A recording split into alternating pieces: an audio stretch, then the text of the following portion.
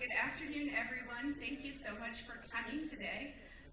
We appreciate you taking time out of your Sunday to be here.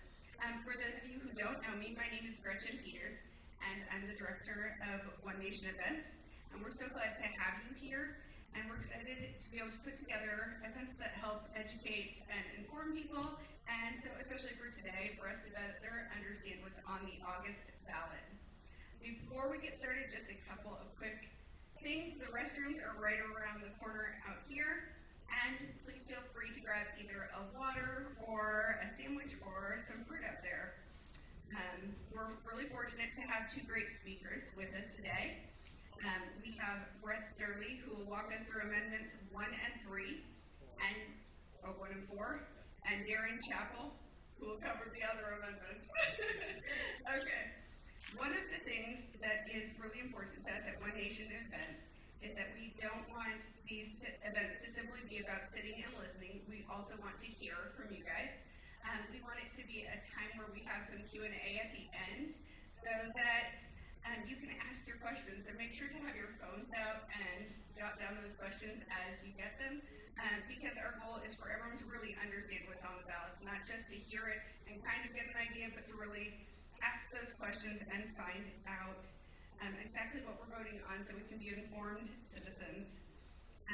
Our goal is to continue to have events like this, so we would appreciate it if you could get on our Facebook page and give it a like and follow us for more events. And yeah, so let's go ahead and get ready for our speakers. Our first speaker is Sterley.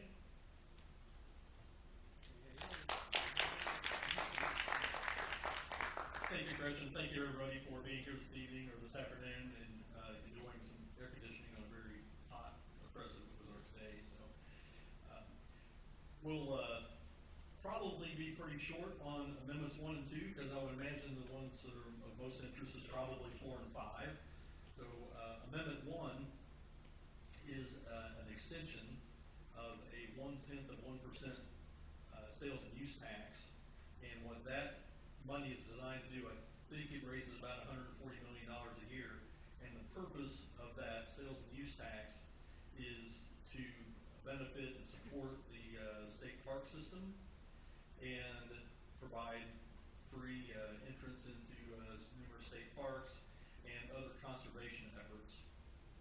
And this was originally passed back in 1984, and so it is now voted upon to be extended every 10 years. And so this is a 10-year portion, and it is time for us to either decide whether to extend the sales and use tax at 1/10 of 1% sales and use tax for another 10 years, or let it go by the wayside. And this is probably, this is probably one of the least controversial amendments, I would say. And my personal position, I know there's people on both sides of the issue. My personal position of it is I have a little bit of a burr in my saddle. Did I say that right? Burr in my saddle. Okay. A little bit of I have to talk to the farm guy here. I'm a city boy. I have a little bit of a burr in my saddle with the Conservation Department because they have basically walled themselves off from oversight of the Missouri legislature. And that is a little bit of a sore point here with me. I think that we need to have all of our agencies with oversight from the people who we most directly choose to represent us, and the ones that have the most turnover, which is in the House of Representatives. So that is, pretty much the overall view of what Amendment 1 does. And happy to take questions here at the end if you have any questions about that. But I just do want to go ahead and move on because I think that we are going to spend most of our time on Amendments 4 and 5. So, thank you. Talking about Amendment 2, which is going on the ballot here also on August 4th, is the representative from the 137th District, Darin, Chappell.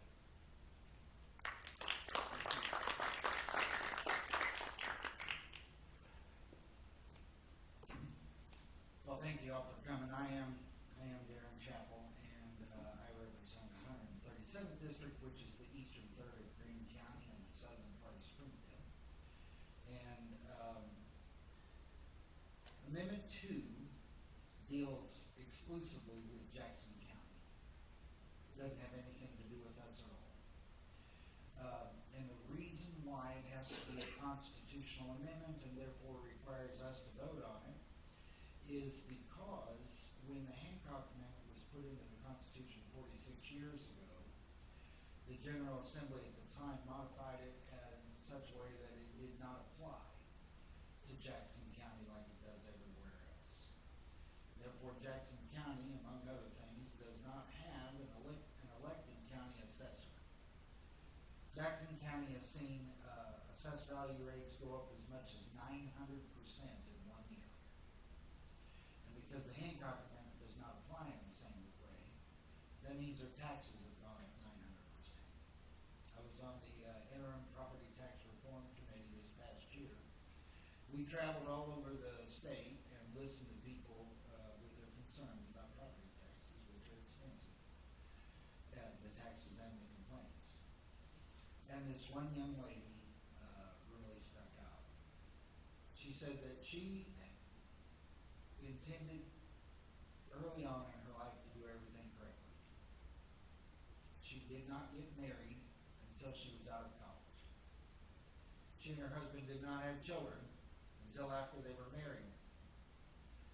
They did not buy a home until they had saved and searched for their dream home that they could afford within their means. And everything was fine. And everything was working out exactly the way that they'd been told that it was how it's supposed to be. And then the assessor came.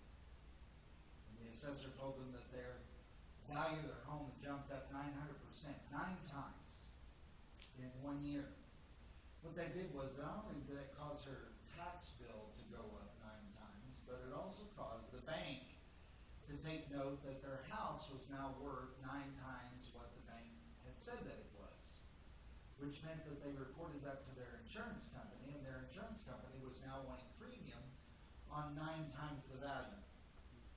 And this young woman with her husband and their small children, they were now in a position where they were going to have to sell their dream home that they had planned for because they just simply could not afford to continue to stay in. That's outrageous. It does not happen in other parts of the state exactly like that. All the problems we have with property taxes, Jackson County is far, far, far worse. And it's because of this. And so, from an equal protection under the law perspective, Amendment 2 would apply the same law, the same requirements of assessors to Jackson County as it does to every other county in the state, including the city of St. Louis. So, that's what Amendment 2 does. That's why it has to be an amendment. And that's why we are all being asked to weigh in on something that has nothing to do with us here directly. It's an equal protection under the law. Are we taking questions now, or are we going to do it all at the end? All at the end. Okay. All right. Thank you.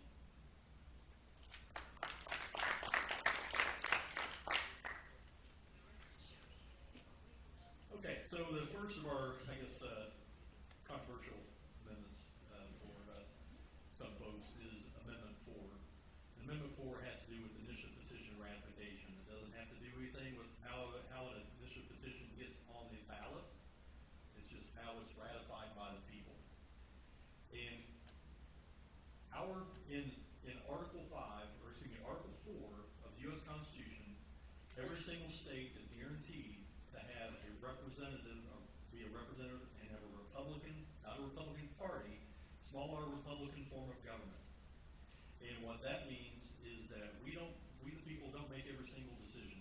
We elect our representatives, like Darin, like Representative Gregg, to go to a legislative body and be part of our state and local governments in order to help to make decisions to where we're not going to the people every single time a decision has to be made. That's just an unworkable form of government.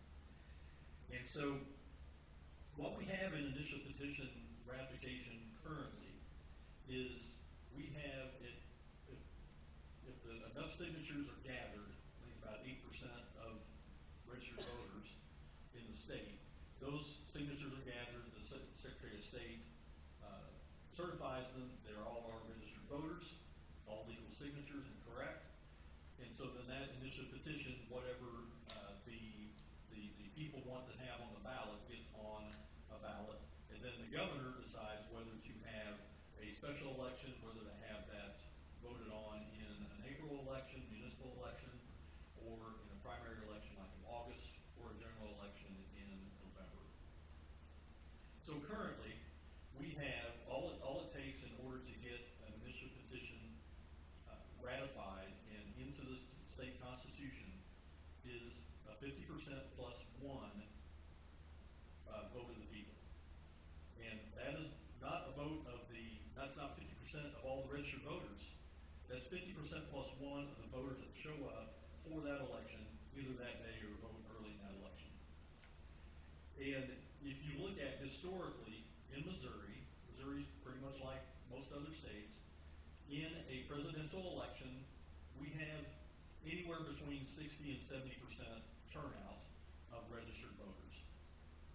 In a midterm, like what we're having, what's coming in here now, that number's between 40 and 50% typically. And so what that means is that we're having 25% of the population in the midterm year basically decide a constitutional issue for the whole entire state. Obviously in a presidential term, a presidential election year, we're looking around like 30 to 35%. So this is a small minority, and there's lots of problems. There's lots of problems that could be stated about that. One, that there's such a low turnout in voters in an election when we're selecting our elected leaders. Then the other thing is that you have a minority of people that are actually making decisions for the whole entire state and trying something in our Constitution that more than likely belongs to state statutes. So what we have is the last amendment that's gone through initial petition that can be considered to be a conservative limited government issue was the Hancock Amendment. The Hancock Amendment was passed in 1980. So that's 46 years ago by my public education calculation. So since then, what has happened is that our state constitution has virtually been up for sale. There have been all kinds of groups that have funneled in outside money, and yes, for some of these amendments, there are conservative groups that are funneling outside money into the state of Missouri. The distinction is that some of these issues that are getting into our Constitution are issues that clearly vary with the intent and the will of Missouri voters. And we know that because of how Missouri voters vote and elect their elected officials and their representatives in Jefferson City in the House and the Senate. So what we have had in the last 46 years, some of the things that have gotten into our Missouri Constitution are bingo. I like bingo. That's a lot of fun to play. Don't think it belongs in the state constitution. We also have marijuana legalization, and that's supposed to be medical marijuana, but you just drive down any street in Springfield, roll down your window and take a whiff, it's widespread legalization. That is in the state constitution. We have also had one of the things that actually was reversed was puppy mills. Puppy mills were put in, a ban on puppy mills was put in the state constitution several years ago. And you'll see people out, taking petition signatures. It's just like, hey, do you like puppies? Well, yeah. Well, you need to sign this bill, this petition about puppies. Okay. So then they gather the signatures. Well, and I like puppies too. I'm a dog person. I don't want to see violence to animals. But one of the extensions of that puppy bill was actually regulating livestock. So it would place regulations on how a farmer, say like a dairy farmer, how they had to keep their livestock, to the point of whenever it was wintertime, the livestock all had to be brought inside and kept in a heated environment. sunny, warm like this out here, like it is today, they would have to be brought inside and be kept in a climate controlled air conditioned environment. Okay? These are animals. Okay? But this is an extension of what they put under this umbrella of this puppy mill bill. Thankfully that's not in the Constitution anymore, that's been overturned. But what we have is we have so many things that belong in state statutes, which are the laws of the state, that are actually in the Constitution. And a state constitution or national constitution, any country's constitution, is to enshrine principles and structure and define jurisdictions of where government decisions are made. It's not designed to have mechanics. It's not designed to have the minutia in how policy is implemented. It's supposed to set those parameters, and then the legislature, or sometimes the people who initial petition, can then write the mechanics into state statutes. The problem with this is, once something gets in the Constitution, it is incredibly difficult to get out. The only way you can remove something from the Constitution is another constitutional amendment, which in this environment requires that 50% plus one majority. Now, how have these things gotten into our Constitution? Well, they've gotten into the Constitution. Marijuana legalization, I think, passed in 13 or 14 counties. All of them around St. Louis, Kansas City, and Columbia. And I think Springfield, Greene County was about a 50-50 split. So what we have is those major metropolitan cities, and now Springfield is one of those, that are getting issues put into our state constitution that are opposed to the overall values and the voting patterns of Missourians. And so that is why a lot of these groups, and the groups are mainly from the left, they are going through initial petition to try to enshrine these issues in the Constitution that they know that they cannot get through the legislature, and they know they can't get this through the legislature because that's not the will of the people. Again, from their voting patterns. So what Amendment 4 looks to do is have a 50% plus one majority vote to ratify any initial petition initiated by the citizens by a 50% plus one vote in all 8 federal congressional districts. So that would be basically, obviously that would speak to the whole entire state. And that is a very high bar, but I think that if I look at if you look at what has happened with our Constitution, that's one of the reasons why our Constitution, state Constitution, is in a volume about 2.5 inches thick. There's all kinds of stuff in there that does not belong in there.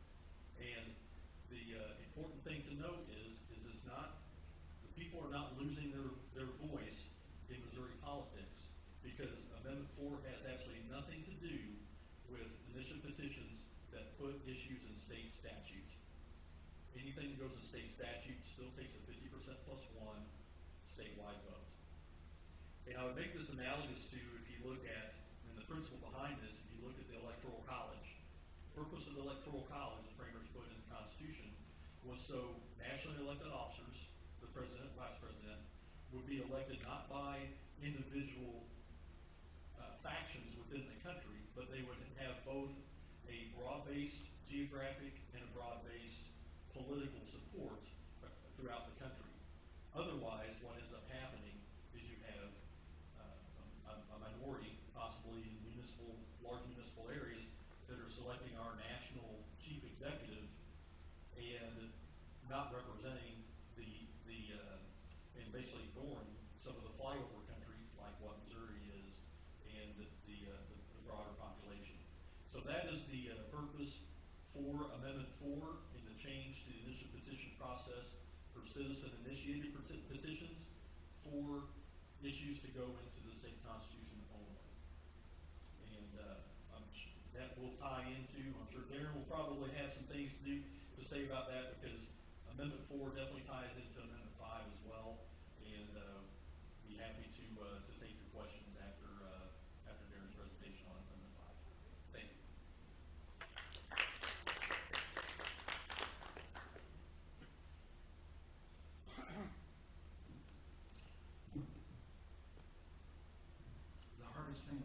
for me is I have to stand here instead of moving around. I kind of like that. Static speaking is not my strong suit. Amendment 4, if I can. Amendment 4 only deals with initiative petition as it relates to constitutional amendments, not to statutory changes. If enough people get together and say, hey, there ought to be a law, that's still there. We want that to be there. Nobody wants to change that. This is only about constitutional amendments. The Constitution is not supposed to be changeable as easily, frankly, as Missouri's had since 1945. The U.S. Constitution has only been amended 27 times since 1789. That's it. 10 of those all happened at once. December 15th, 1791, first 10 amendments, the Bill of Rights, they all went in at the same time. That only leaves 17. And then we've had the 27th Amendment, which was originally part of the 10, but it didn't get ratified right away. And then some high school student in Texas said, hey, this is still on the books, what if we ratified it?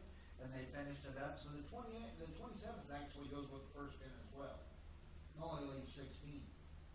And then we had an amendment for allowing blacks to vote, and women to vote, and 18-year-olds to vote, each one of those coming along at a time wherein the society changed dramatically and the Constitution needed to be amended to reflect the dramatic changes in society at the time.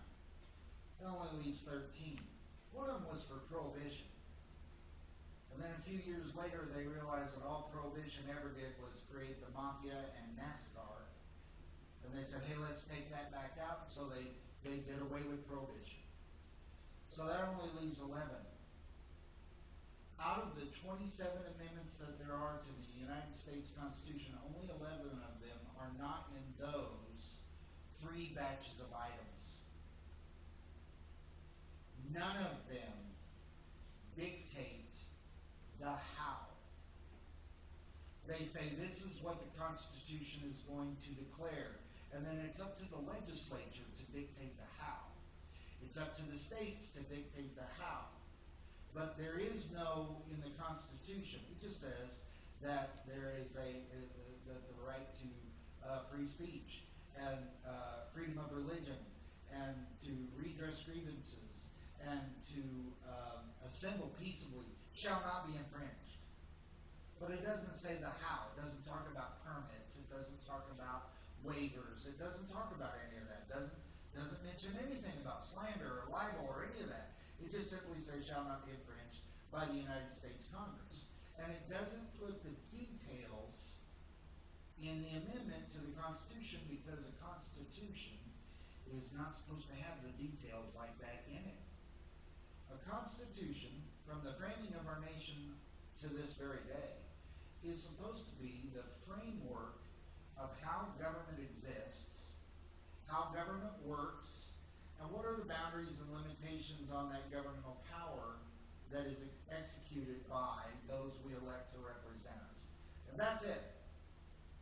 The details belong in the law, the legislation that's passed. And the reason why that's true is really, really important to understand. The Constitution is and ought to be difficult to change. Legislation, we make a mistake, we can fix it. You know, something was unforeseen. We weren't planning on this particular outcome because everything is like a pond of water. You can throw the pebble in wherever you'd like, but you don't control where the ripples go. And so by having something being done legislatively, well, then we can correct for that. That doesn't have to fundamentally alter who and what we are as a people. But when you go to amending the Constitution, that changes everything. Absolutely everything. 1913, maybe the worst year in the history of the United States, 3 things happened. They created the income tax on the national level with the 16th Amendment. They made senators be elected by a vote of the people directly, rather than going through state legislatures like had been done for the previous era of the United States existence, more than 125 years. And it created the Federal Reserve. And if you look from 1913 onward, that's when the spending in this country began to go astronomical. Because they had the power to tax, they had the power to print money at will, and they had senators that answered to the people along with the congressmen. Now, see, prior to that, the senators answered to the states, the state government, and Congress, the House of Representatives, they answered to the people. And if you had a bill that the people supported, that the state supported, and a president was willing to sign, that's pretty good and necessary legislation, or it wouldn't have had all that support.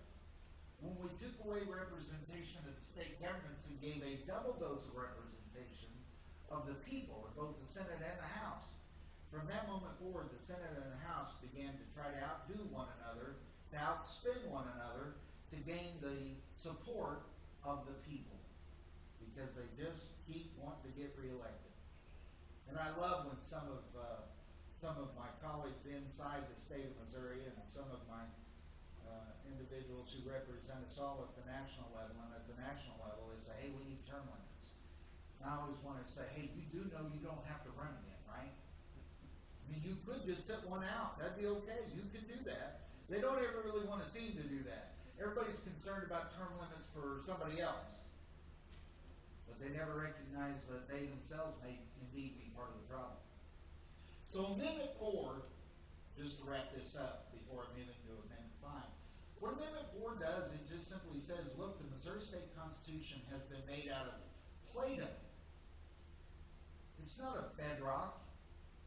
It's Play-Doh. And it has been formed and reformed and shifted and twisted into various shapes based on simple votes of a majority of voters who showed up that day. Christian County, just last year, one of their school districts passed a sales tax increase. Not sales tax, property tax increase.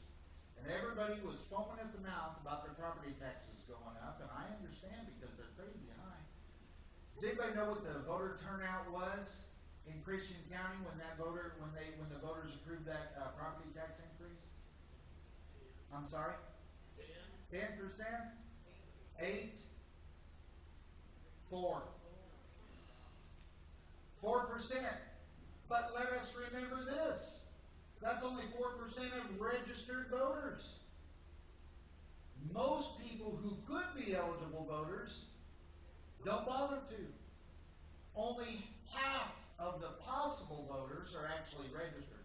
So when you're looking at a 4% voter turnout of registered voters, it's actually a 2% turnout of people who could and should participate. 2%. A simple majority of 2% is 1% plus one person decided that everybody's taxes was going to go up. And guess who did show up? Everybody who worked for the school district. Which is fine. That's their right. But if people don't get out to vote, I don't know what to tell them.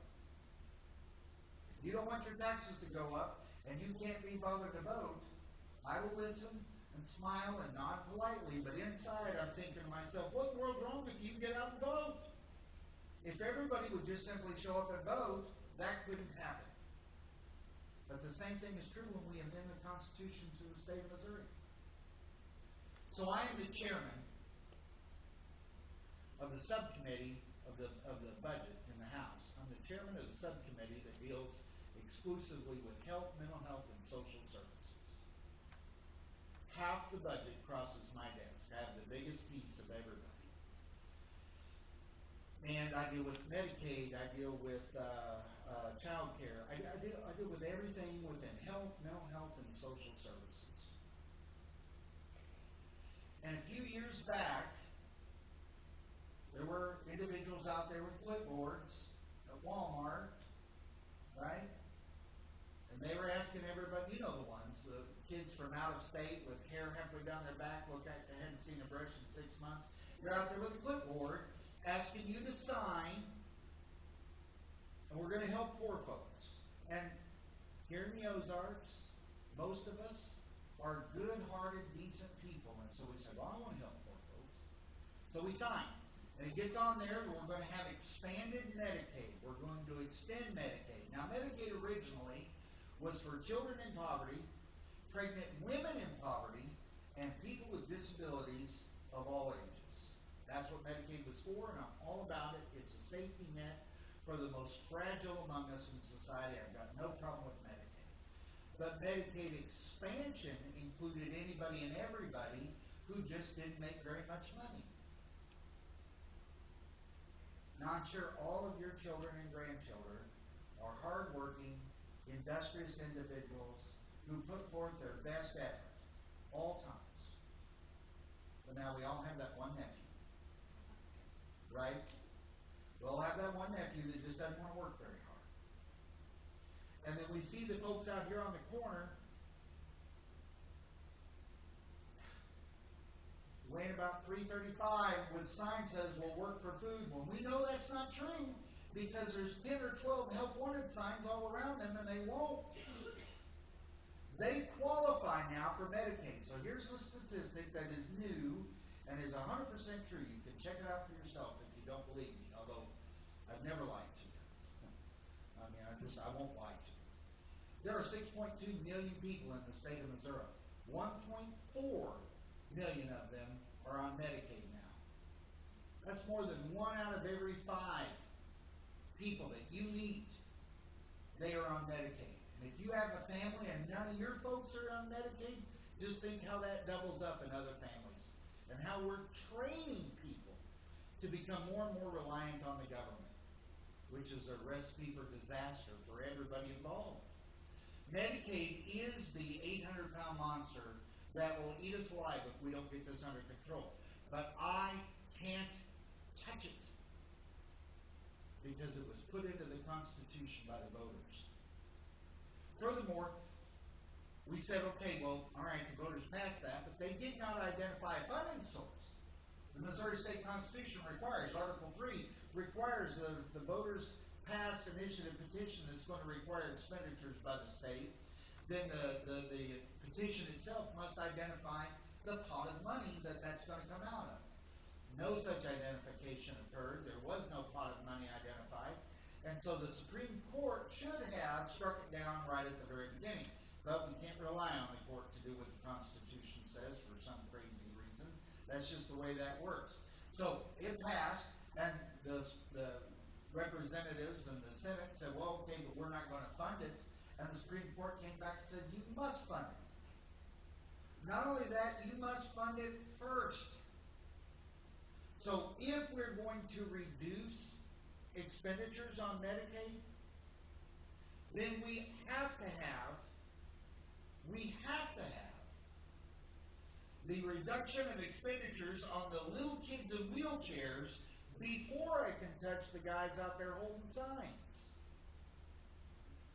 I cannot reduce the expenditures on individuals on the expansion until we reduce the expenditures on those who actually were the ones for whom Medicaid was created. And I'm sorry, I don't care if you're a Republican or a Democrat. I couldn't care less. That is insane. And it's cruel, and it's heartless, and it ought never be tolerated. But those are the handcuffs I'm wearing as the chairman of that subcommittee. And that was put in by the voters.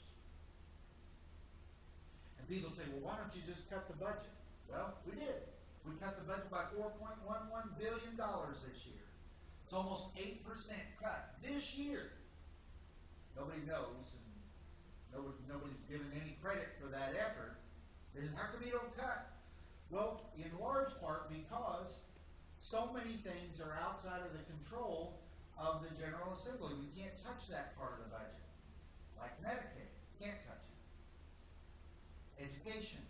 1 out of every $4 brought in general revenue in the state of Missouri must, constitutionally mandated, must be spent on education. 25% of all general revenue receipts has to go to education right off the bat.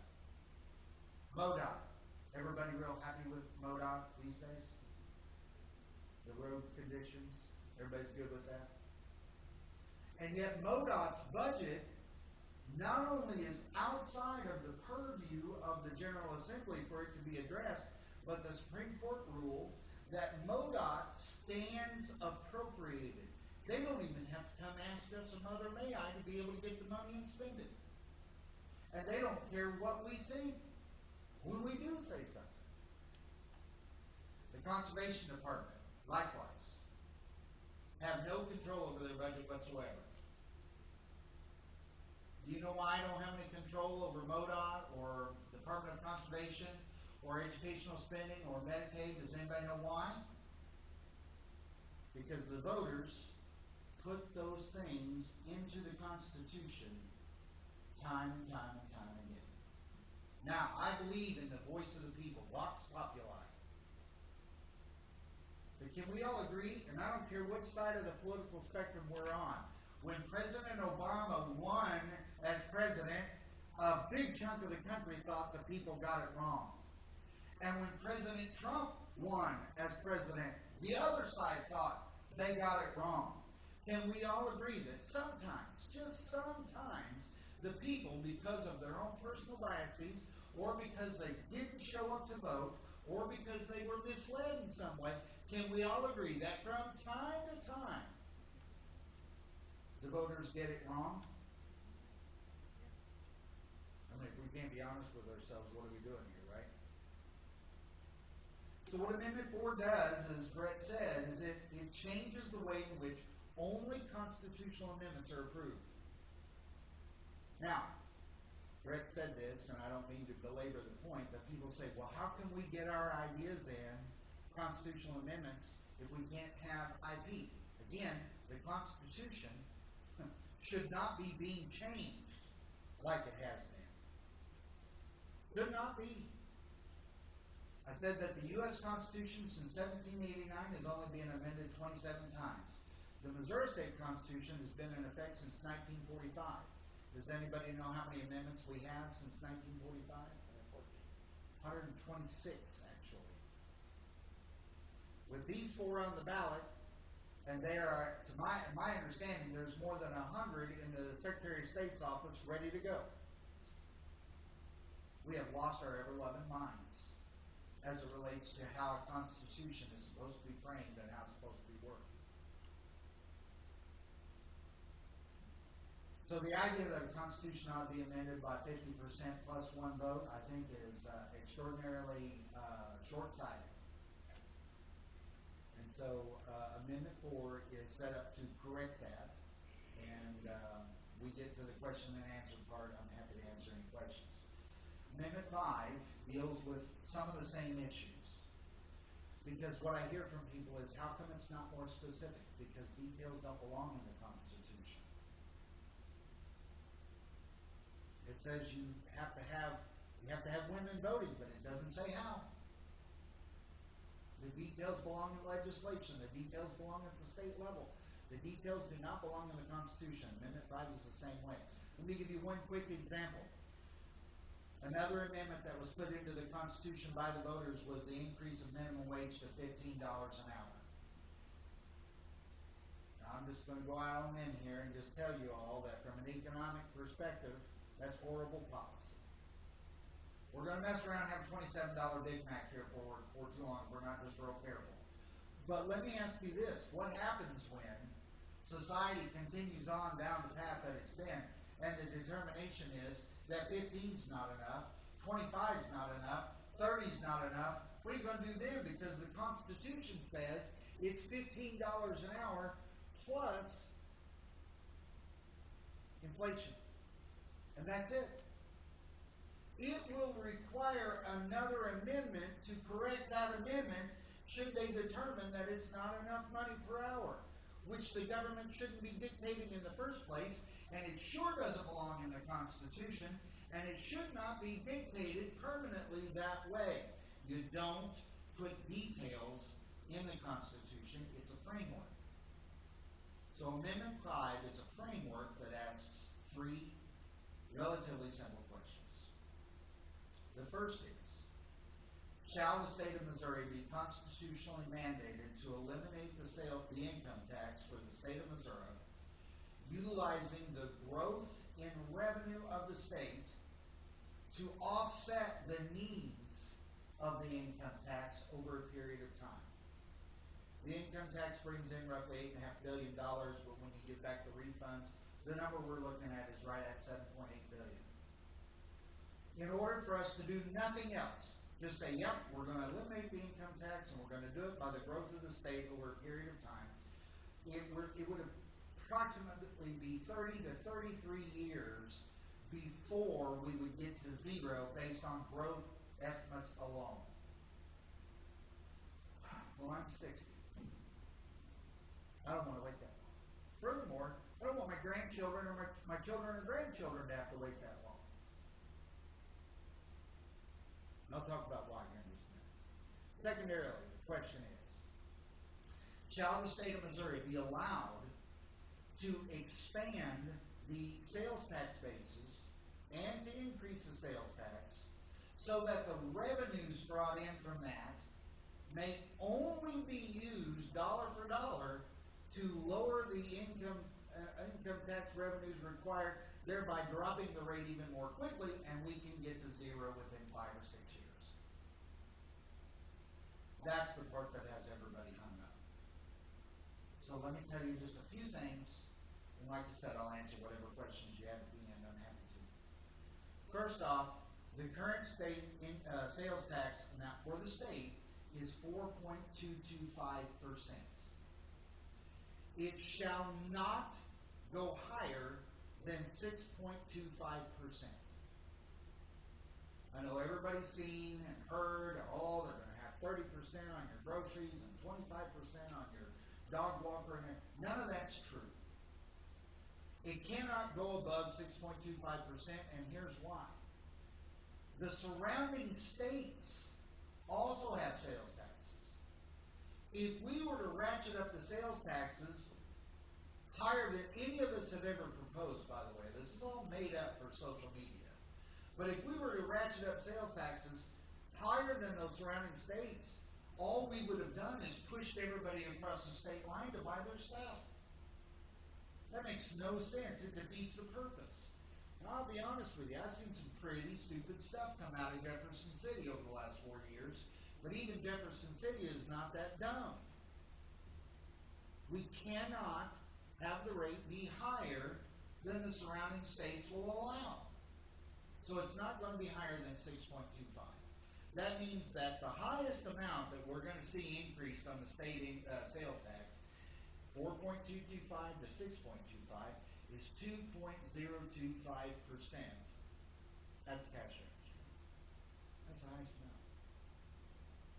There is, however, in the amendment what I like to call the wraparound effect, and that is that when we expand the sales tax basis, the local governments also have their sales tax base expanded at the same time.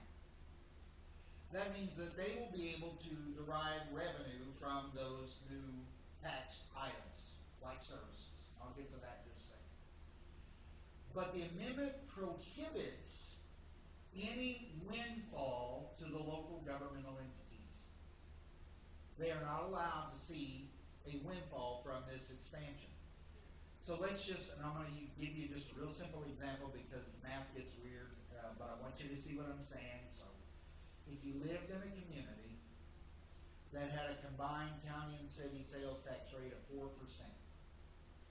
and the base of expansion expands to where they're going to receive a 50% increase in revenues.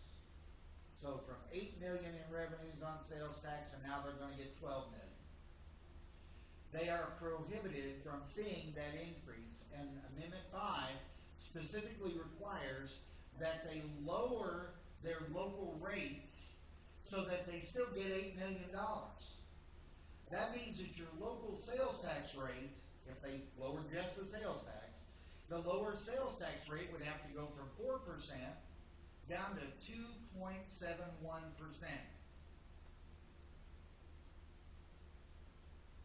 state goes up 2.025. The local has to lower theirs. And when you offset those two, at the cash register, $100 purchase, in this example, $100 purchase would be an increase in sales tax of 77 cents on $100. Now, I know that's not what they're saying on Facebook, and I can't help that other folks don't understand how math works, but now I'm telling you, that's how math works, and it works that way every single time.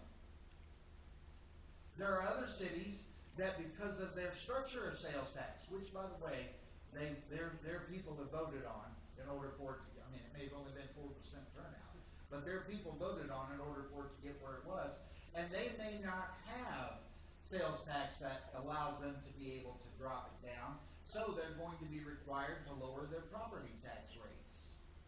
Or in the case of Kansas City or St. Louis, they'll have to lower their income tax that they're allowed to have. But the local government is not permitted to derive a windfall because of Amendment 5. And Amendment 5 at the state level must be used dollar for dollar to offset the income tax, so that the income tax is lowered, the local taxation is lowered, and the distinction between the two is literally pennies on the dollar. The third question. Once we get to zero, shall it be mandated in the state of Missouri that the income tax shall never be put again upon the people in the state of Missouri? See, the problem with the income tax for most of us is that we just don't know anything else. The income tax was established in the state of Missouri in 1917. It's almost 100 years. And nobody here, and nobody I've ever been, even those slightly over 100 years old, nobody remembers what it was like prior to the income tax. And we just accept it as normal. That they're going to take your money without your seeing it, without your permission. And they expect you later on, in April, to send them forms where you have to tell them your name, your address, your source of income, how much money you made, how much you spent on various things that you think will offset your tax burden, and you've got to tell them how much you got, where you got it from. Things that if I walked up to you on the street with a clipboard and asked you those questions, you'd look at me and say, that's none of your business, get away from me. But we line up to tell them. Now, in this country, the Fifth Amendment to the United States Constitution guarantees that we have the right not to testify against ourselves, the right against self-incrimination. The government cannot compel you to tell against your own best interest things that might cause you criminality, criminal repercussions for criminality, and so we can't compel you to testify against yourself in anything, except, of course, April 15th, where we tell you, you're going to fill out the form, you're going to tell us how much you made, you're going to tell us how much tax you're owed, and if you owe, and if you make a mistake, we could come after you for perjury. And we've done it for so long, it seems normal that nobody even questions it. I tell you what gets me even more. I don't mean any disrespect to the young people in the room, but it's almost always the young people that do this. Sorry about that. They'll go, woo-hoo, got my refund, I'm rich. And I always want to shake them and say, Scooter, that's your money. They took your money without your permission, kept it for a year, gave you some of it back. No interest whatsoever. And you're excited that you got a check of your own money from a government that took it from you?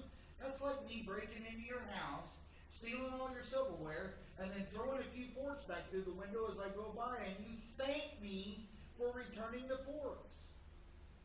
It's ridiculous. The system that punishes us all.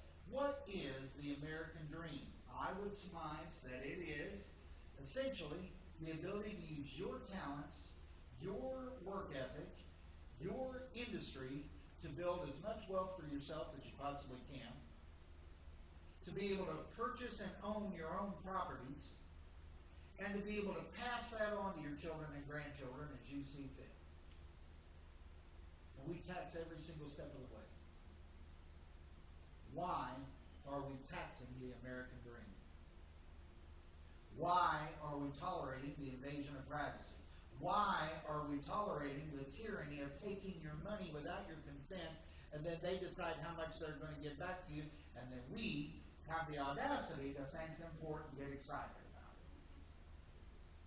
But it's gone on so long, nobody knows any different. But it was not always this way. Consumption taxes allow you to choose when you're going to pay your taxes, how much you're going to pay in taxes, because you're the only one that decides what it is that you're going to purchase. The sales tax rate shall not be above 6.25%. The sales tax shall not be applied to anything having to do with health care, medical expenses at all. I know that's true because the national government prohibits the sales tax of anything having to do with Medicare or Medicaid. You cannot extract Medicare and Medicaid from all other, we have a doctor here. How heavily ingrained is Medicare and Medicaid in every clinic, every hospital, every doctor building? The very prices are predicated upon what Medicare will allow. There is no tax that's going to be on your doctor's visit or your dentist or anything like this. It's not going to be. There are no taxes that are going to be predicated upon housing in the state of Missouri. No sales tax. Because the Missouri State Constitution already prohibits the idea of sales tax being applied on the sale of homes, and the governor has said he will veto anything that would have any other housing industry be sales taxed at all, so no rental at all. And there is to be no sales tax whatsoever on agricultural products. The governor is afraid he'll veto anything like that. So those are all off the table. And people say, well, okay, I see where I might pay 77 cents per $100 purchase at the cash register. That's not egregious. I could probably swing that.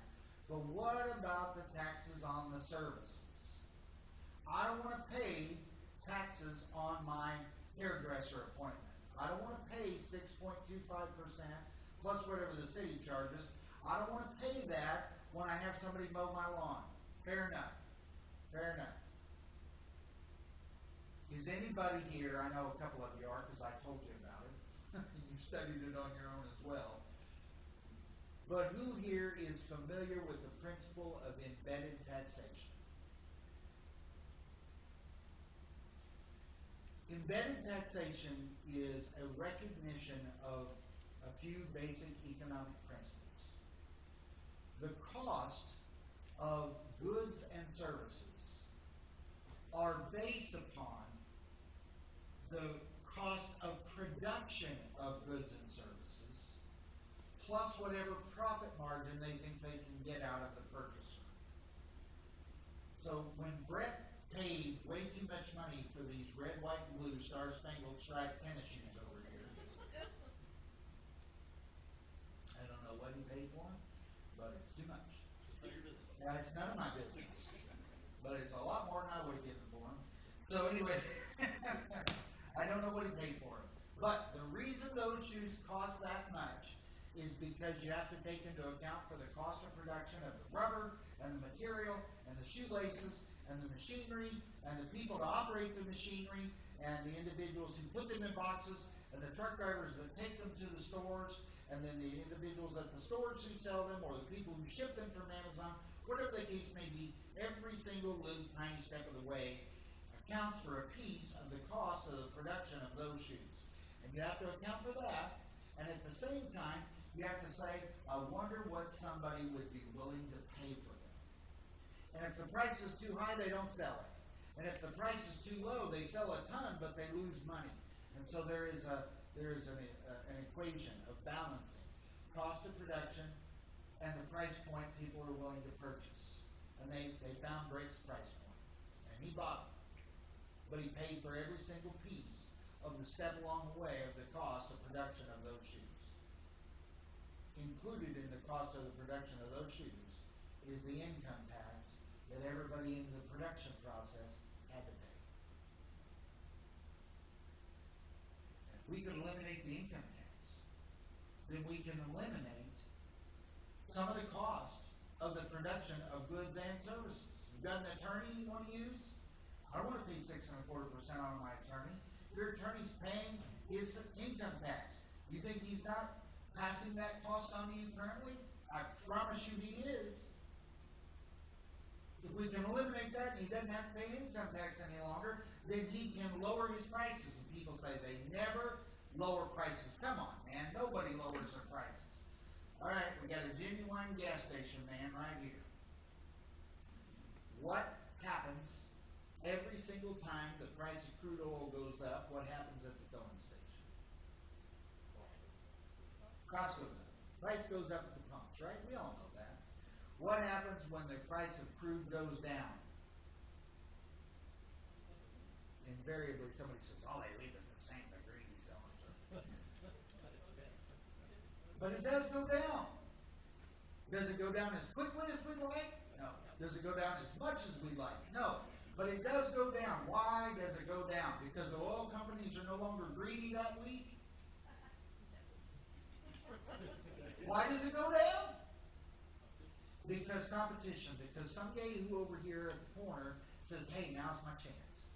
Crude oil has gone down. My costs have gone down. I can drop my price per gallon on fuel a little bit, and for 20 minutes till everybody else catches on, maybe I can get more of the business that's out there, and I can increase my share of the customer base."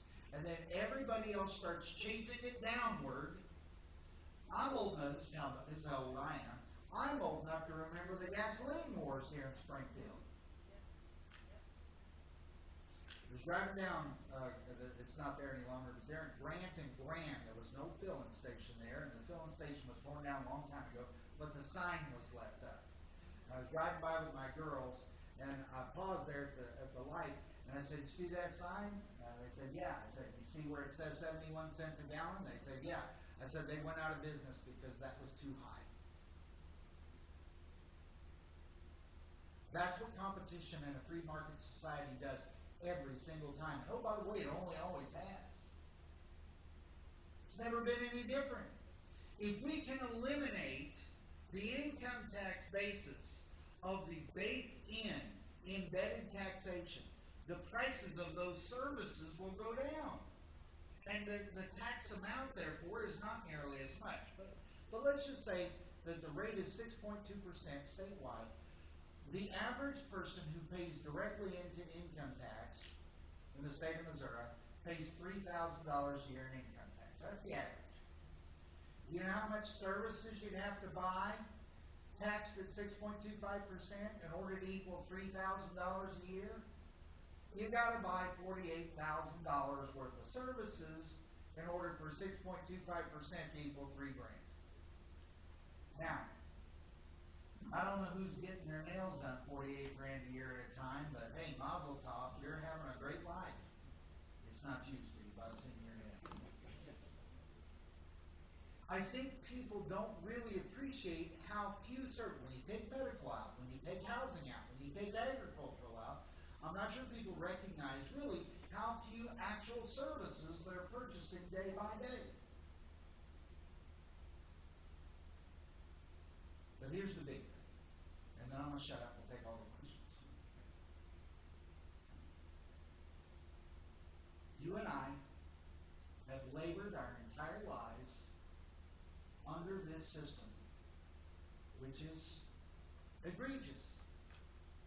Now, we don't think it's that bad because we've never known it any differently, but it's terrible by comparison to the way things used to be. And we can look at the other states, we can look at Texas, but Texas has got a wall. And we can look at Florida, but Florida's got Mickey Mouse. We don't have Mickey Mouse, but what does Tennessee have? And somebody say Nashville. Have you been to Nashville lately, or how about Memphis?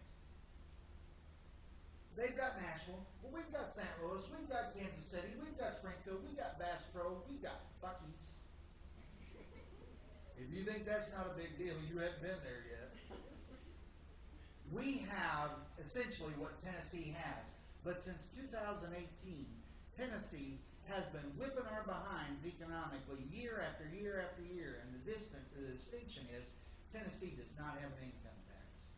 Tennessee has a sales tax that is higher than what we are going to bring this up to. Tennessee still whips our behinds. I hate losing, especially to Tennessee. But I'm so glad that there's younger people here. I hate the fact that we've labored under this system our entire life to the point that it's become normal, and we think it'd be all right if it just continued on that way. But my children, my grandchildren, I don't want them to have to suffer through what we've all suffered through. And we go, wasn't that big of a deal? We got through it. Yeah, well, you know what? When I was giving Emily money and I ate macaroni and cheese about 4 nights a week because that's what we could afford. I don't want my kids to have to suffer through that either. There's a lot of things that we went through that we don't want our children to have to go through. How many of us with kids and grandkids, how many of us have sacrificed so that our kids and grandkids would have it better off than we did? I would say every single one of us. I don't want my children or my grandchildren to be stuck paying an income tax that I've had to pay the whole time, that has held back the economy, that has held back the prosperity, that has prohibited companies from coming to the state and bringing jobs, real jobs. You know what our biggest, most valuable export factor is here in the state of Missouri? Do you know what we export more valuably than anything else? It's our kids. My grandchildren want to go to the East Coast, spread their wings, and try to fly. That's great, but they shouldn't have to leave because there's no opportunities here for them. That's what our kids have been doing for decades. It's time to quit. It's time to do away with the income tax. That's why I'm a yes on Amendment 5. Thanks.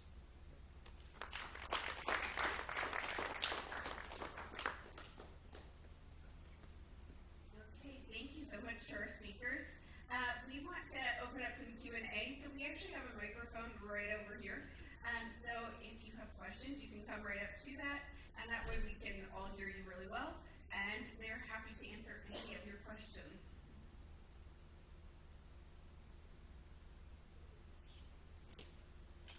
This is that audience participation part. I know you've got questions because I did not explain everything, and Jamie's going to come ask a question, and Jamie sits right next to me on the house floor. Worse than that. We're cousins. Worse than that. This is kind of ridiculous, but he'll kick it off. But now seriously, first of all, you cannot hurt my feelings. I'm not fat. I have 8-inch thick skin. So I don't care. It's fine. Whatever you say, whatever you think, it's fine. I will address it as honestly and as sincerely as I possibly can. There's nothing. You're not going to upset me or anybody else. Not that you care, but it's open season. I promise. Except for James. What you got? Okay, so on Amendment 2, Yeah. and thank you very much for explaining deeply. You said this is primarily about you said Jackson County. It is. How I was reading it, and explain this to me a little bit more. It was about Jackson County and all charter counties, including Jackson County. So how does that work? That it's Well, as all you charter know- counties, including Jackson. As you know, the Constitution prohibits us from singling out special laws for one county. So the way in which it's worded is, all counties like this applies to. It only applies to Jackson County. But you have to make it in a universal positive. So any county that would be like this will apply to that. But as of right now, it's all Jackson County. For decades, they've been passing laws up there that say any city not in a county. Well, that's St. Louis. But they can't say St. Louis because then that is a special law and that's unconstitutional. So they say all cities not in a county. They know it only applies to St. Louis, just like they know this only applies to Jackson County, but that's the way it has to be written out. So not to get the weeds then, of these other charter counties, do they have, They all have elected assessors. so as of right now, Jackson is the only one that does not have an elected assessor. Okay, thank you very much. Yes, sir. answer that too? Just to dovetail, just a little bit, you did an awesome job as you always do. But just to dovetail on that, the way that the assessor is selected or appointed in Jackson County by the county executive, which is the county commissioner.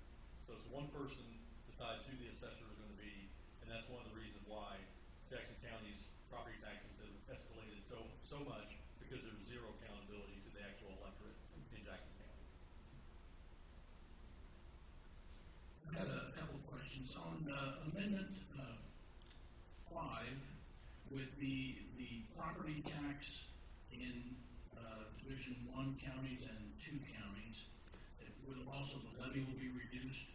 I just don't understand the purpose of that. Is there a reason they put their money into the general fund somehow? Or how would that affect like a third-class county like Lawrence?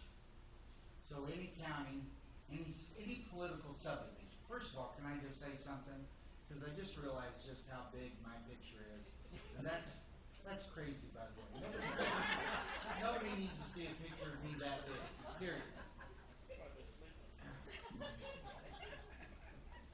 A while back, I suffered an autoimmune problem and lost a couple teeth.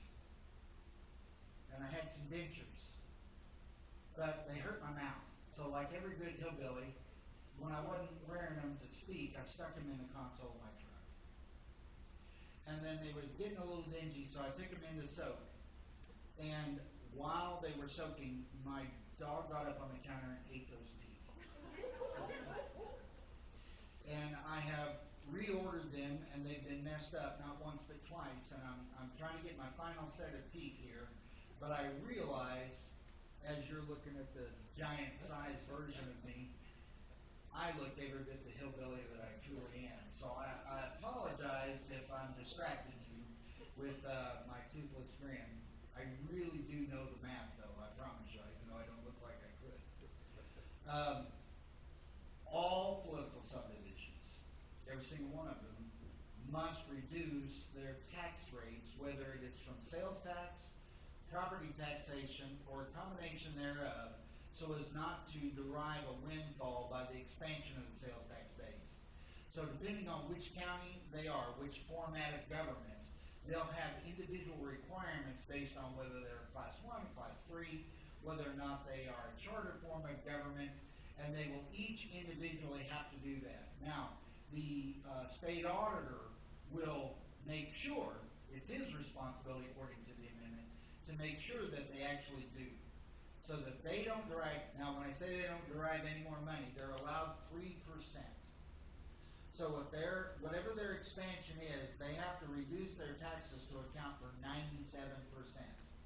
The reason the locals get to keep that 3% is because, on average, that's how much, just simply by growth, cities and counties are growing is on average 3%.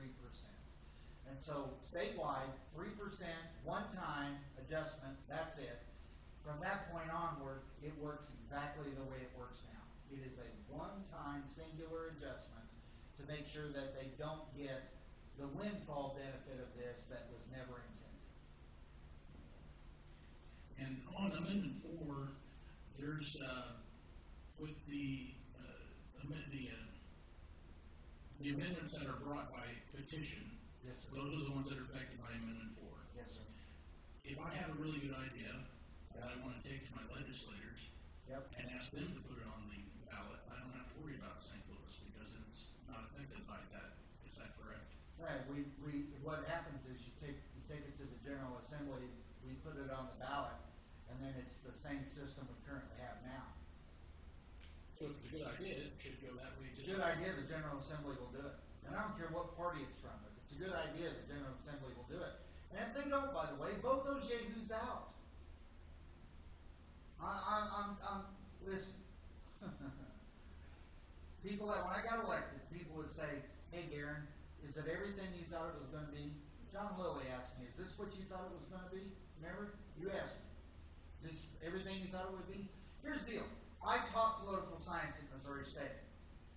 After that, I was the city manager. I managed multiple cities. My entire career, I never had a budget in the red, and I never once raised taxes. I've dealt with all kinds of political issues. I come from a political family. I was not shocked by the politics involved. I was not shocked by the partisanship or the performance art that happens in the hallways and on the floor. I wasn't shocked by the proceduralism. Can I be perfectly frank? What I was shocked about was how many people have no idea what in the world they're talking about, but they got elected anyway. To whatever degree of success that I've had in my career as a legislature, I have one simple rule. I only talk about things if I actually know what I'm talking about. And therefore, you will never hear me pontificating about NASCAR or knitting or any of that, because I don't know nothing about it. Budgets, numbers, the Constitution. That's what I talk about. And when I hear some of my colleagues say some of the most ridiculous things, I would not speak as much as I do. But sometimes somebody will say something so dumb that I'm going to have an aneurysm if I don't get up and correct it. And it's not all from the other side of the aisle. It's some of our own people as well. Drive me nuts. So if you're not happy with the way the legislature is working, put your name on a ballot, run against that goober, and put somebody better in there. Here's the young man right here. How old are you now? 18. We got 6 years. We need to get him taught. We need to get him exposure. We need to get him introduced to this concepts. We need to get him working. We need to get him focused. And when he turns 24, you need to put your name on a ballot. And if you don't, I'm coming to see you. Because we have a drought of talent. Because people who really can do this stuff are oftentimes raising their families, building their business, trying to keep their nose clean, being productive at their church and in their communities, and they just don't take the time to run. And you know who does want to run? The guy with the flashy smile, has all his teeth, but doesn't have any morals or any brain cells whatsoever. And we keep electing them over and over again with 4% voter turnout. We have found the problem, and it is us. Yes, sir. So why don't we have a participation turnout requirement then, like other states do, versus just trying to make an amendment or have 60% rather Yeah. than just 50 plus 1? Yeah, you know what? I don't disagree at all. Frankly, I argued for 6 congressional districts out of the 8 because that's 75%. That's the same standard that it takes to ratify something for the U.S. Constitution. Totally agree. I lost the argument. So was this the Missouri legislature putting it together? This isn't an initiative. This isn't a people petition. No, this is the... Missouri legislature trying to maintain control. And I agree that needs to change. Yep. I do not like how easy, I've Yeah. been in the state 30-something years, and I've voted on how many number 4 amendments. Yeah. I'm like, okay, it shouldn't happen. Exactly.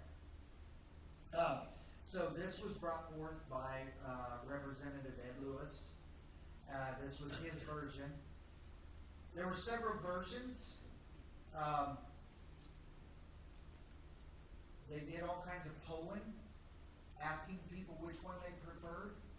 This is the one that won in the polls. A large majority of people said they preferred this one. I disagreed then, but it's like going to the hospital. The baby's ugly. We got to take him home anyway. It's just the way it is. And I can't undo that part of it. But I cannot let the slide into debauchery continue either. There is a law that's been proposed last year and this year, will be again, that would require you can have an election on anything you want anytime, but unless 20% of the registered voters turn out, you cannot increase taxes on a community. Can't. You've got to have at least 20% voter turnout. And I know that law got set forth and that it will be again because it's my law. I did it. And I totally agree with you. We have quorum for almost everything except for arguably the most important thing. I totally agree, sir. Sure. I'll just dovetail on that, and I get exactly what you're saying, and I'm in agreement with that as well, and with a super majority, concurrent, majority. One of the things that I think is an instructive example of why this amendment 4 should pass is if I have a water main break, if I have a water pipe break in my home, and I call a plumber to come and fix that, I don't want the plumber to come and slow down the water flow. I want the plumber to stop the water flow. Let's stop the harm to my home, fix it, and then if something down the road, if we decide to change the ratification process back to 75%, which I'm Missouri State Director for Convention of States Action. I advocate for the U.S. Constitution. It takes 75% of states to ratify any amendment to the U.S. Constitution. Totally agree. You can always come back and do that, but I think right now what we've seen a 46-year assault on our Constitution. We need to shut that water flow off now. And then let's regroup, and if there's a better way to do it, we can do that. But the citizens would lose voice, other than Only- the representative. Only for constitutional issues, not for state statutory issues, but they can also advocate for those through their state legislators. I love that you said it that way. Yeah. The citizens would lose their voice except through their elected representatives. It's almost like we're a republic, right? But a lot of the earlier, I mean, society's changed and grown and different things, but a lot of the earlier initiative petitions were actually things like the 1% sales tax, which is continually renewed, but it was put on by initiative petition. It was. And, So was the Hancock Amendment, right, Hancock Amendment. but that was 46 years ago. I knew Mel Hancock, and I think Mel Hancock would be extraordinarily frustrated now with the way things are. And I agree, this is not exactly what I would like to have. But I believe in the principle of not allowing the perfect to be the enemy of the good enough. Now, it does, and it would greatly curtail, perhaps even to the point of elimination, of initiative petition for constitutional amendments. And that was not my goal. But I'm willing to, as a citizen, because I'm not going to be a state rep forever. I mean, I'm not. As a citizen, I'm willing to suffer that loss, quote unquote, knowing that I now still have access to my General Assemblyman. And in fact, they have to listen to me more directly now because they're the only avenue I have absent laws. And the simple fact of the matter is that it eliminates the negative from being shoved on us by a minority of voices in this state. So I don't care, for the sake of this argument, where you are on the abortion issue. Doesn't make a bit of difference. But abortion, in the previous Amendment 3, was pushed to a nearly at-will abortion circumstances. It was passed by 9 counties out of 114. St. Louis, Kansas City, Columbia, big parts of Springfield. 9 counties. That is in no way representative of the state. It's a majority of the number of people who bothered to show up on that day. And that just should never be good enough to change a constitution. All right, Lisa. Let me have it. Okay, get ready for your numbers. So online, the one thing that I hear almost from every single person is this allows them to tax anything and any amount for any amount of time period that they want to, and of course, that it gets rid of the Hancock Amendment. Yeah, thank you. Could you deal with whether any of that is true? It's so dumb it makes my hair hurt. This does nothing to the Hancock Amendment. It does not touch the Hancock Amendment.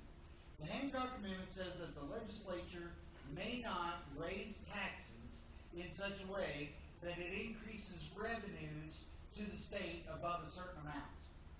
So there's a percentage that we can increase simply by growth we can do that. But we can't raise taxes that brings in new revenue to the state unless we go to the people and ask for permission. That's what the Hancock Amendment deals with. It deals with revenues.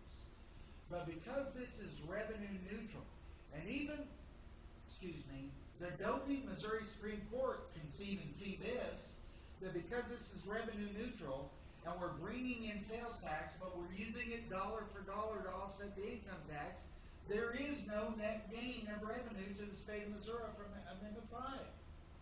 None of it.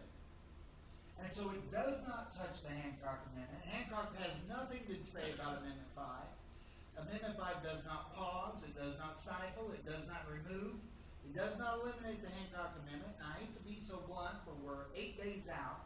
Anybody who says otherwise either doesn't understand, has been misled, or they're purposefully trying to mislead you.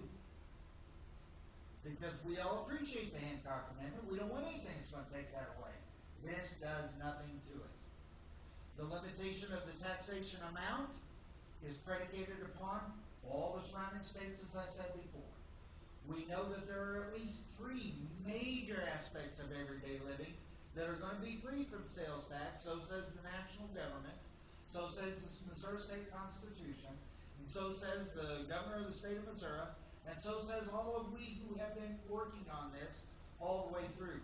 This right here, right now, is my 27th town hall event since the middle of May. Lisa's been to multiple ones. Have I ever said anything different? No. Not one time. That's the way it's going to be.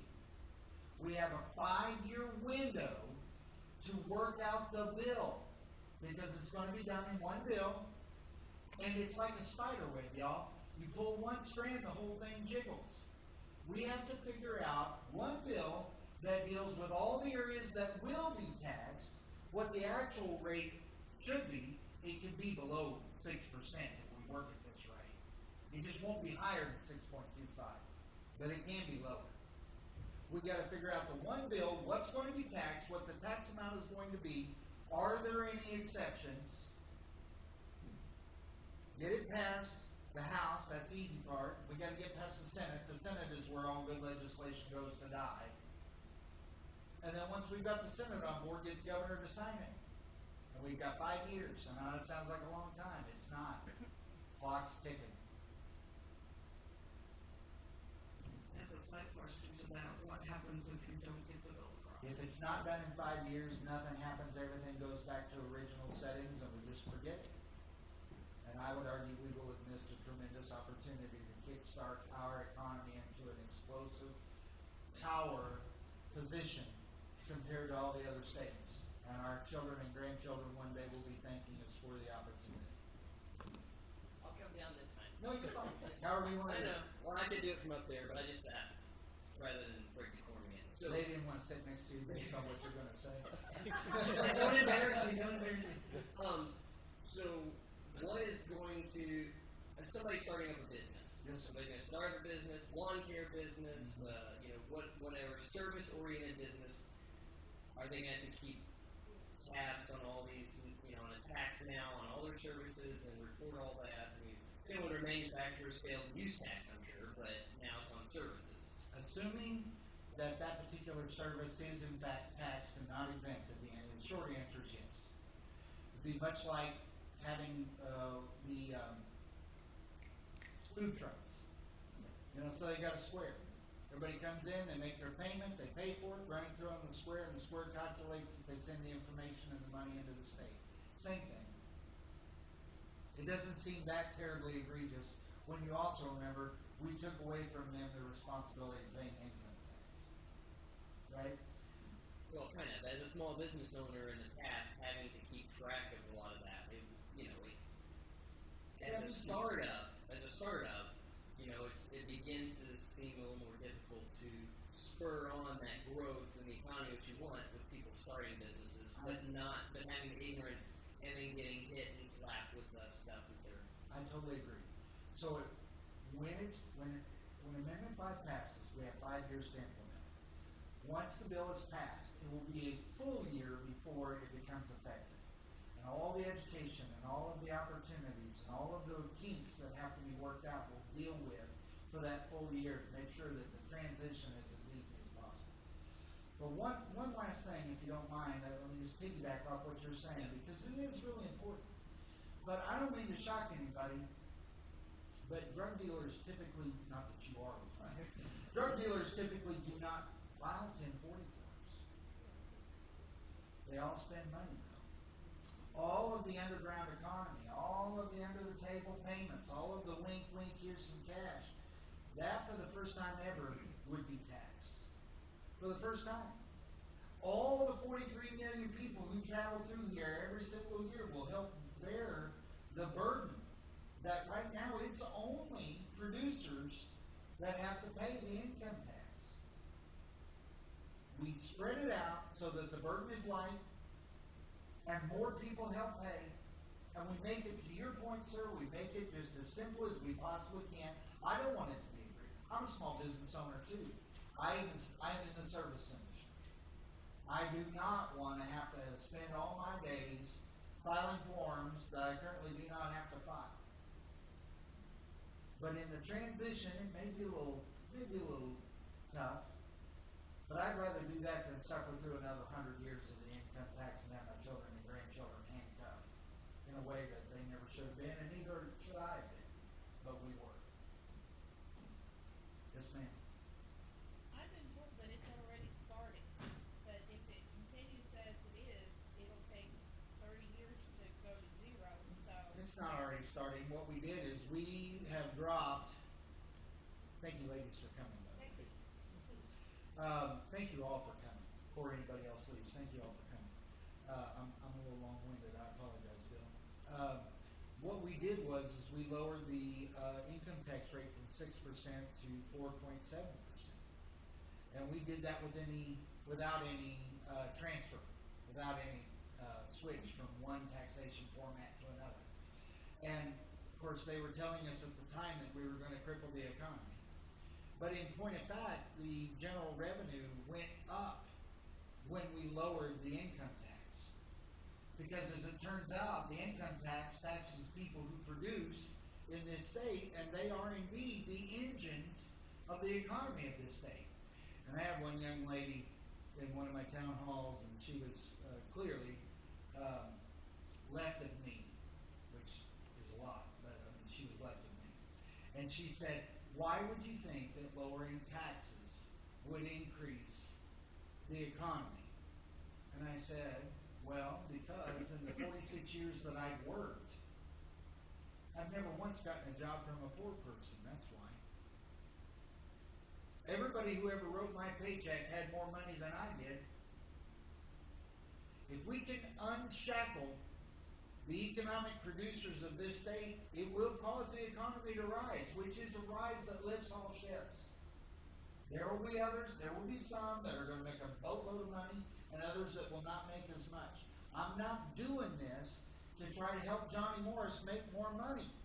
I'm doing this so that when Johnny Morris makes more money, he'll also hire more people.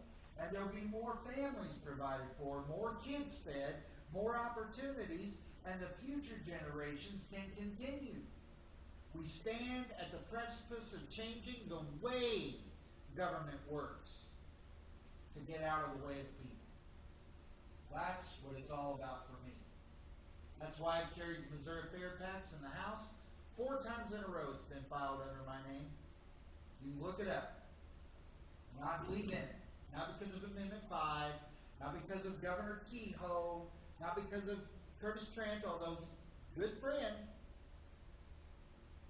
It's because I believe in the principle. And I always have. Yeah, sure. Okay. Jump in there. You'll have to hit me with a crowbar. We don't have a hook, so I just want to piggyback on what Darin's points, and he's made this excellent points, and that's why he's here. So, if we look at people talk about, and this is a comment I've heard, is, well, how are we going to trust our legislature? Okay, well, we have a legislature right now that has already lowered our state income tax rate from 6% to 4.7%. We have a state legislature right now that has eliminated the state capital gains tax. And the other corollary to that is, well, how are we going to restrain, this is just, the legislature is just gonna have a free-for-all, and they can do whatever in the world that they want. This is actually one of the most critical ways to where we can restrain and have a check and balance on the state legislature. Because the only way that the state legislature can spend more money is if the economy of Missouri grows. That top line number of total revenue, GDP output for the state of Missouri, as that goes up, then sales tax revenues go up as well. That's the only way that the legislature can get more money. The other thing is that I hear people say, hey, you know what, well, how are they going to replace $50 billion, the entire Missouri state budget? General revenue is not, I mean, the state income tax does not generate $50 billion in revenue. General revenue is about $7.8 billion annually. That's what is being replaced. One other quick thing is with the detail question. Well, not all the details are in there. Well, we have seen, and you can't compare us to this state or that state or whatever, and invariably they point to Kansas. Look at Kansas. Kansas is in a massive physical crisis right now.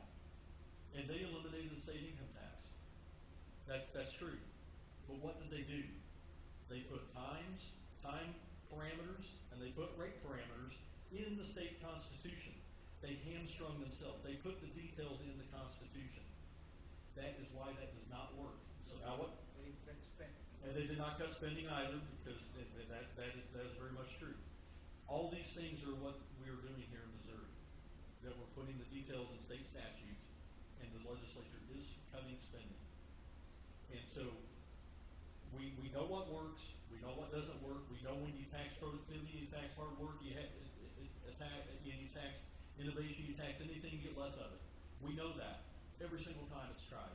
That's what happens. So Missouri has learned from other states' mistakes. They've learned from 5,000 years of economic history, and I think that we're doing this the correct way, a prudent way, and in a way that's in the best interest of all the citizens of Missouri, whether they agree with this Amendment 5 or not. Any other questions? Yeah, Mike? The states that have implemented this, if we look at the ones that have been most successful and potential models of some of their ideas, rather than reinvent the wheel. Sure, absolutely. You look at, if you want to see the states that have been most successful with eliminating the state income tax, you just look at migratory patterns. People from California moving to Texas. People from New York are moving to Florida. People from Delaware moving to Tennessee. People from California moving to Tennessee. Okay, now, obviously the economies are different.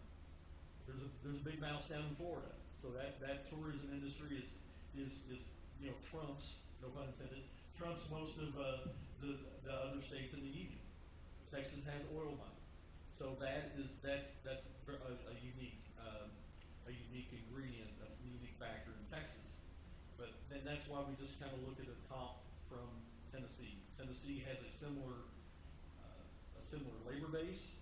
They have a similar economic base, diverse base between industrial and agricultural and service economy. And as Darin pointed out, they've been killing us. I mean, they've been killing us, and their economic engine has been let loose, and that's all we're. I think that Missouri is the greatest state in the country. We have a lot to give, a lot to offer, for prospective employers. And I think that we just unleash that economic engine, we're going to be able to realize that, and we're going to take these shackles off of our kids and our grandkids, and allow them to have a better life and live the American dream.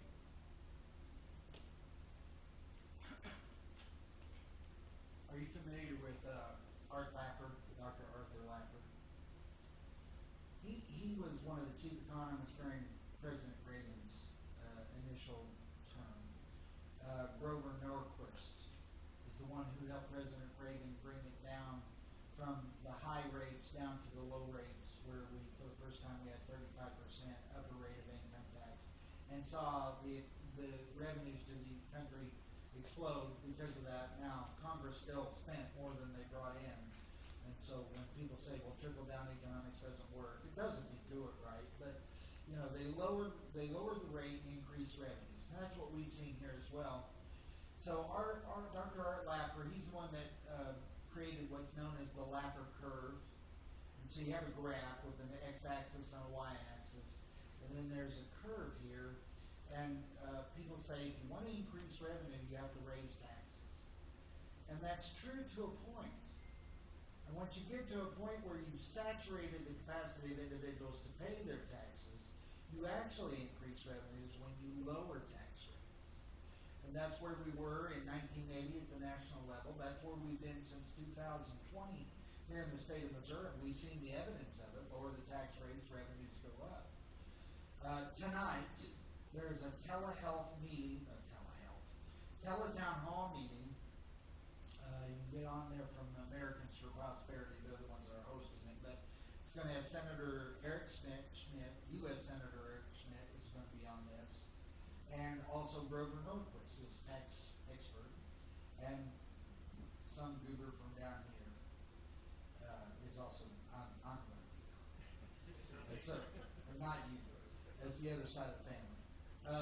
Jamie and I are actually cousins. I wasn't kidding, so we teased each other pretty heavily. That's pretty sad. You said goober, so I thought. Goober is a broad term in our circles. But so I'll be on this tonight as well. It starts at 7 p.m. and we're going to be talking about these issues from a very, very specific economic perspective. There are studies that are done. We're not doing this blindly. And Kansas messed it up, like I said, because they didn't cut spending. They cut revenues and they didn't cut spending. And I don't care if you're a government or a private business or a household. If you cut your revenues and don't cut your spending, you're in trouble.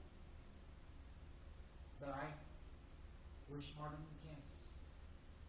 May not be a very high bar, but I believe we are smarter than Kansas.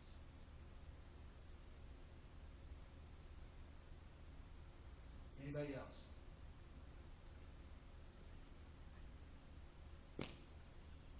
Well, in spite of everything you've said, there are going to be some people who say, well, what if the legislature decides to tax something that everybody hates? Yeah. Doesn't the initiative petition system that allows you to affect statute allow them to reverse that? Yeah. Okay. And that's not being touched. It's not being touched at all.